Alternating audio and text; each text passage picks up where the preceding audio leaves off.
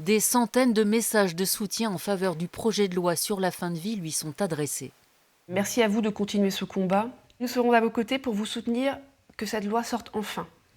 Si l'absence de Loïc est douloureuse, Caroline prolonge son combat. C'était le combat de beaucoup de gens et ça nous concerne tous.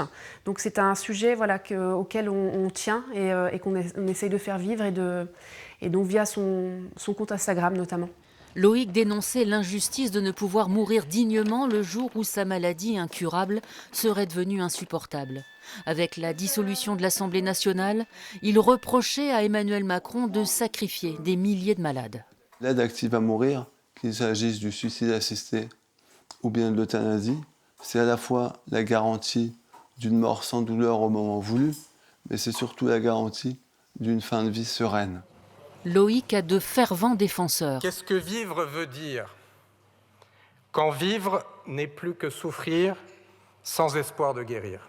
Le député Olivier Falorni, qui dirige l'examen du projet de loi interrompu par la dissolution, a redéposé une nouvelle proposition au mois de juillet.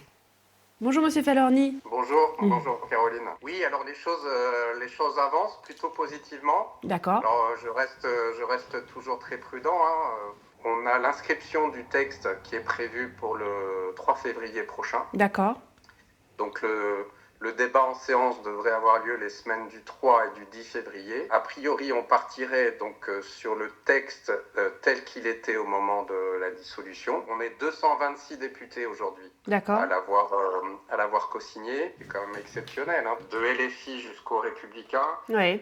on voit bien qu'il y a une démarche transpartisane et qui est quand même très solide.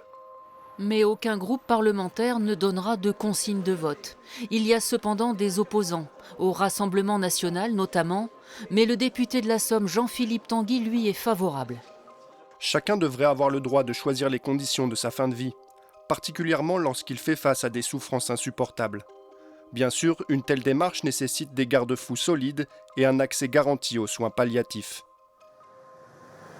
Si le texte est voté à l'Assemblée nationale en février, il devra être présenté ensuite au Sénat. Rémi Cardon, sénateur PS de la Somme, est confiant. J'ai confiance en la représentation nationale pour aboutir à un texte équilibré qui renforcera à la fois l'accompagnement des malades et l'accès aux soins palliatifs. Des résistances à droite, encore. Cependant, Laurent Saumon, sénateur de la Somme des Républicains, n'est pas opposé mais partagé. Il sera très attentif aux termes de la loi. Je la voterai quand j'en connaîtrai la teneur définitive. Chacun est devant le tribunal de sa conscience. Il faut trouver un doux mélange entre la loi Claes-Leonetti et, pour certaines maladies, des décisions qui s'imposent. L'association pour le droit de mourir dans la dignité, qui milite pour que chacun puisse choisir les conditions de sa propre fin, espère qu'enfin cette loi sera votée. On est très en retard par rapport à nos voisins belges notamment, on a plus d'une vingtaine d'années de retard. Et tous les pays autour de nous, même l'Angleterre vient de se mettre sur le sujet et va voter la loi avant nous. 1, 2 et 3. Aujourd'hui, 9 Français sur 10 y sont favorables. Loïc Rézibois posait cette question. Qui d'autre que le malade peut choisir sa fin de vie? Il aura sûrement été un accélérateur pour que cette loi voie le jour.